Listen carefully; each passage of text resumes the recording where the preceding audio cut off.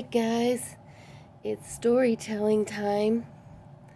I got me some, it's not wine, it's Fireball whiskey, I'm not sure. Warms you up inside and out. So I got me a little glass of that. And this is my vase that I put together. It has a candle inside. And on the outside it has all of my sea glass that I've collected over the years. Then the light is shining through it.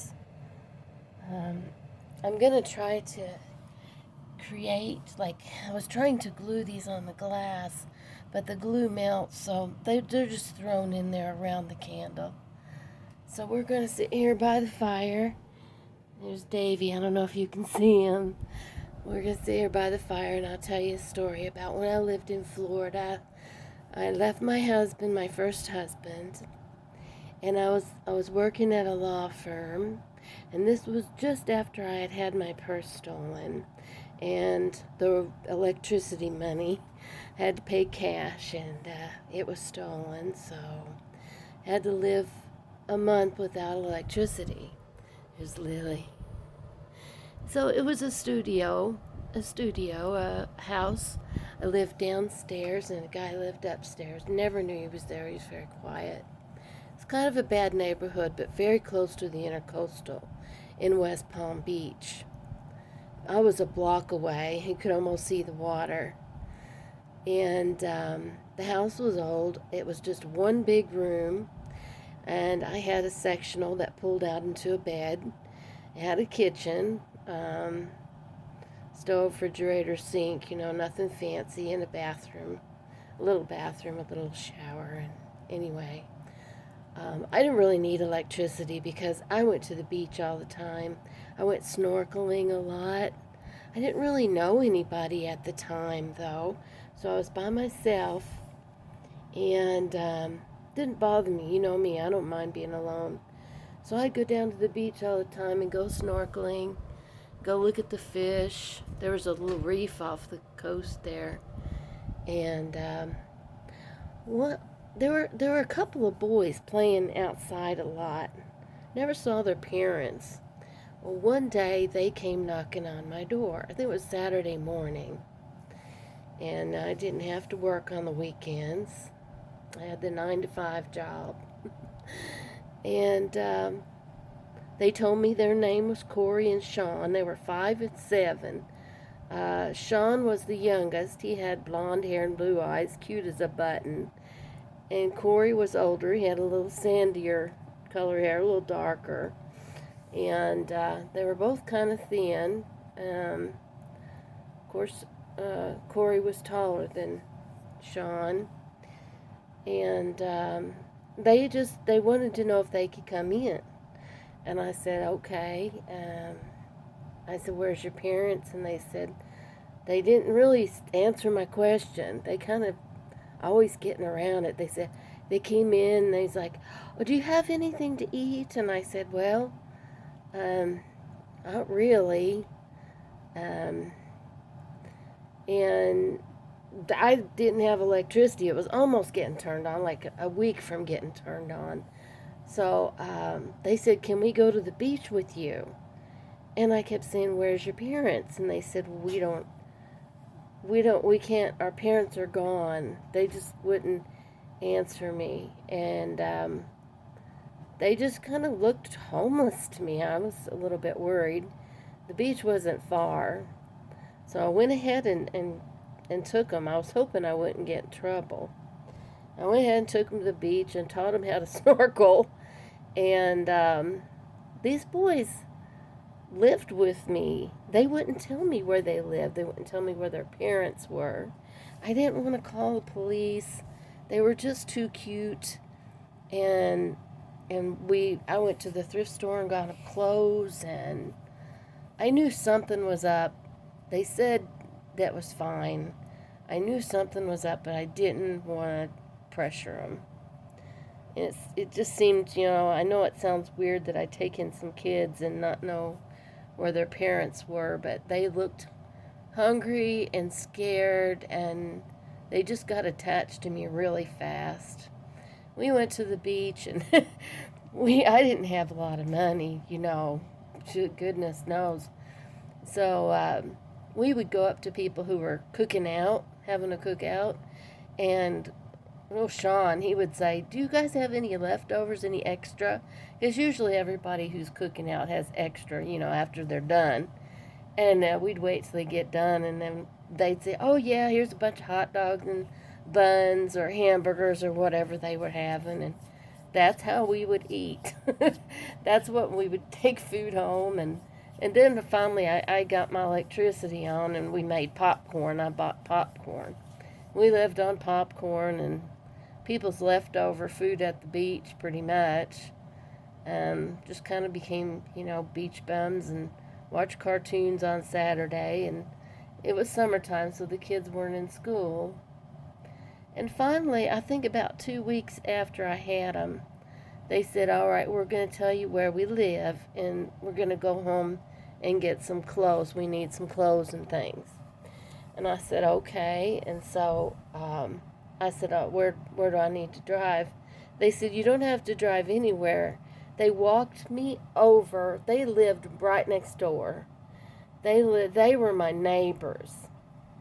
They walked next door, and we went into the back door of this old broken down house. And like I said, this neighborhood wasn't the greatest. The lights were dim. The kids said, "Be quiet." And I said, "Okay," but I wanted to make sure they knew someone was there. So I said, "Hello, is anybody here?" And the boys went into their bedroom. They had a really small bedroom with bunk beds. It was an absolute mess. Clothes everywhere, dirty clothes, smelled terrible. I went into the living room, and there was their mom and dad strung out on drugs. They didn't know what was going on. There were so many drugs on that coffee table. I mean, I didn't know what drugs were. I mean, I still don't. I could tell you, I know what cocaine looks like, and I know what needles look like, and it was a scene, a drug scene, that's for sure. And they just didn't know what was going on. And I went ahead and told them anyway that I lived next door. The boys were going to stay with me and that they were okay. Told them my name. And their dad got enough sense to say, "Yeah, okay, thank you, that's good. Thank you for taking care of them. We're sorry." And I told them where I lived, and I wrote it down for them too and put it on their table, the kitchen. If they ever came to, they'd know where the boys were. So anyway, we grabbed a bunch of clothes, and I washed them out in my sink and hung them in the bathroom.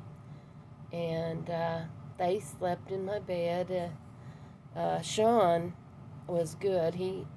He's 5, and he was fine. But Corey was a little bit of a nervous kid at night. He would have nightmares, and he would wet the bed. So he was embarrassed, and so he wanted to sleep on the floor. But I put like trash bags down for him on the bed, and told him it was okay, and he laid on the trash bags and slept like that. And I washed his clothes out every day and told him it was okay. And finally we found one of those blow-up beds that was like, you float on the water, a blow-up mattress. And it was just a twin, you know how they are, you play in the pool with them. He slept on that, so that was his bed, and he felt more comfortable, because if he wet the bed, he didn't feel bad about it. Poor little baby. He's a sweet. They were both sweet boys. I took him to the beach every day, and we made sandcastles, and we caught fish, and sometimes we would catch fish. We'd go fishing. His dad had fishing poles and stuff, and so we'd go fishing, and Corey would clean the fish, because I just couldn't do it. I couldn't kill a fish. And we would eat fish sometimes, and I used to net them. I would scoop them up in a net and catch them that way. I was really good. I would free dive 30 feet and take a net and net them. Mostly they were tropicals, though you don't want to eat those. But yeah, I had the boys for 6 months, you guys, and we got attached to each other. Eventually, I got enough money saved to where I could move into apartments, and their parents went into drug rehabilitation, and they wanted me to keep the boys until they got better. And they did have a person who was in charge of them, and I would talk to them and see, get their idea of whether the parents were fit for the kids to go back home or not. And they tell me, they let me know, people at the rehab center kept me up to date on it. Well, they said it was okay to go ahead and move and take the boys with me. So I moved into an apartment. It had swimming pool, and I was doing really good at the law firm. I made pretty good money. I got promoted, and yeah, I was doing all right. And yeah, it was a 1 bedroom with a nice kitchen and a living room, and the boys stayed with me there for maybe a couple months. And then one time we went to a park and we were playing, and Sean fell on his head, and it scared me to death.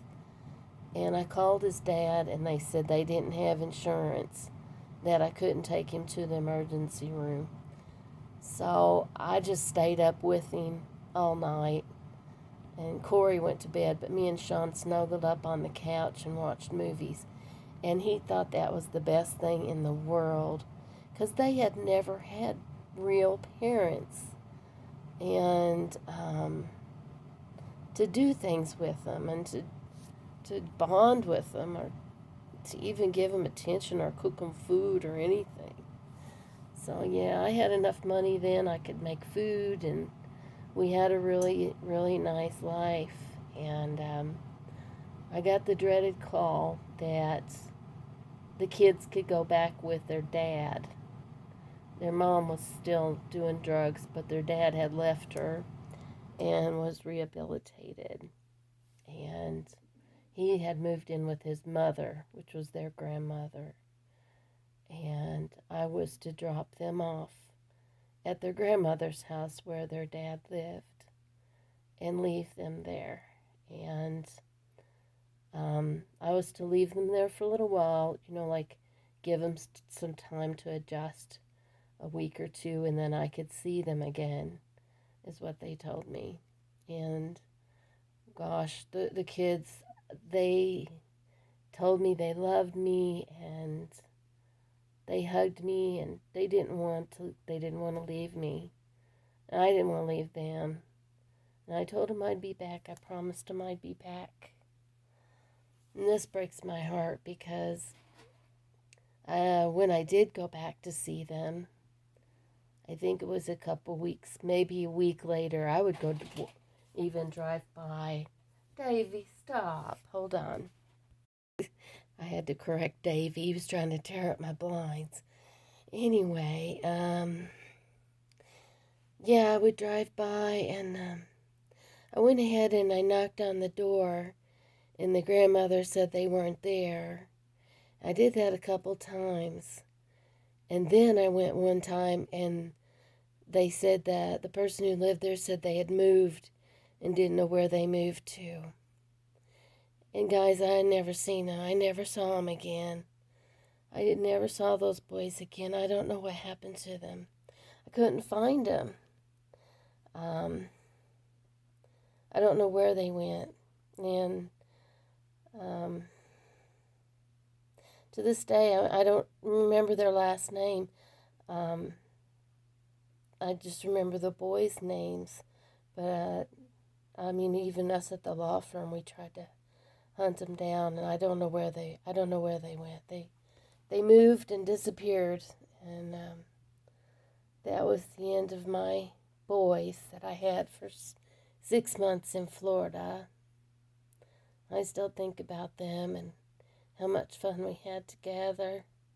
I never had kids. It's just one of those things that I never really had the right man to have kids with. I mean, if I didn't want to live with them, I sure didn't want to have put a kid through that. So I was smart enough to know better than that. Um, so yeah, that's my story for tonight. I did have a beautiful time with a couple of boys.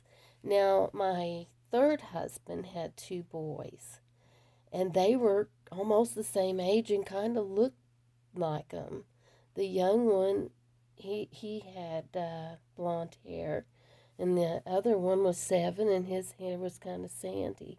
I got attached to them too, but we were only married 6 months. He's the one that did his, trick with me and Shirley on New Year's Eve, and come to find out he had a girlfriend at work, and we had only been married 6 months, and I became friends with his ex-wife, and she told me a lot of stories. After we broke up, she brought the kids by. She brought the boys by, and I got them for the weekends there for maybe a year.